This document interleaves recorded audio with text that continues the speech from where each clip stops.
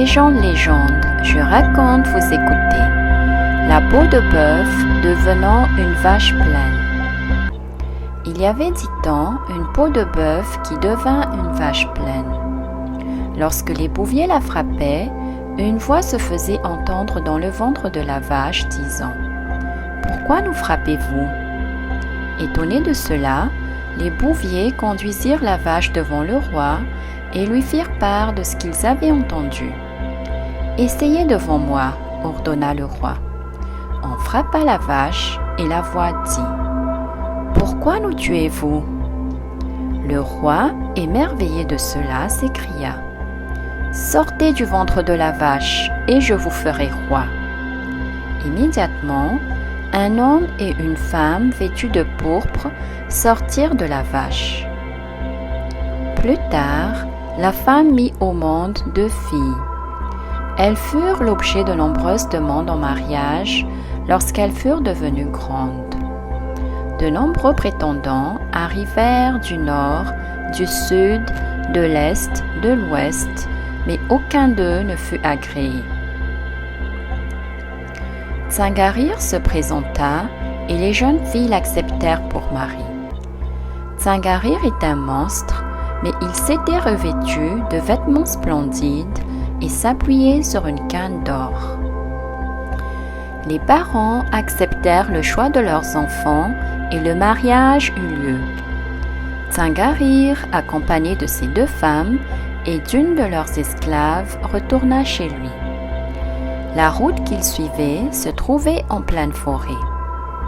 Ils arrivèrent enfin à une case située au milieu des bois. « Reposez-vous, dit Tsangarir aux femmes, pendant que je vais chercher de quoi manger. » Les 3 femmes, qui ne se doutaient de rien, s'installèrent dans la case.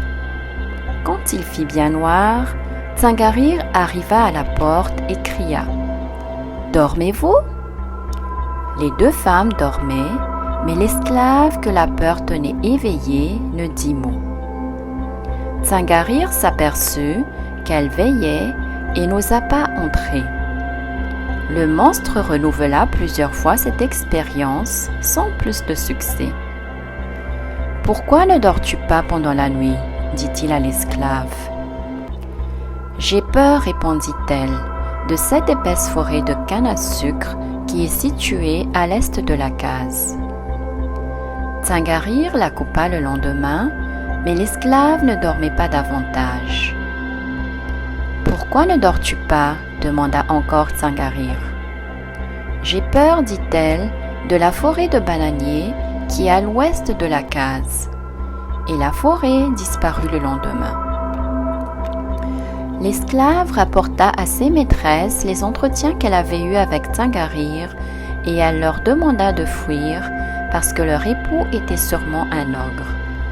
Ces monstres ont l'habitude d'aller chaque nuit demander à leurs femmes si elles dorment. Lorsqu'ils les croient suffisamment grasses et qu'on ne répond pas à leurs interrogations, ils entrent dans la case et les dévorent. Les 2 femmes, en apprenant cela, mirent dans un sac du riz et des haricots et s'enfuirent. La nuit suivante, Tsangarir vint selon son habitude voir si les 3 femmes dormaient. Ne recevant pas de réponse, il entra dans la case et s'aperçut qu'elle était vide. Il se mit immédiatement à leur poursuite. Il allait les rejoindre lorsque l'esclave, le voyant approcher, frappa sur un tambour qu'elle portait toujours avec elle. La colère de l'ogre tomba aussitôt et il se mit à danser. Pendant ce temps, les 2 femmes continuaient à fuir.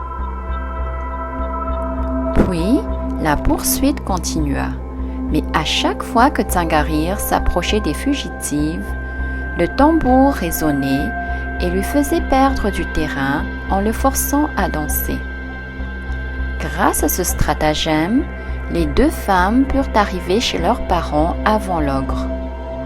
Ce dernier, qui les suivait de près, demanda à son beau-père de lui rendre ses filles.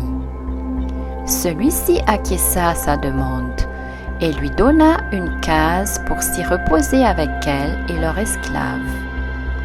Mais pendant que Tsangarir dormait, les 3 femmes sortirent de la case après y avoir mis le feu, et l'ogre périt dans les flammes.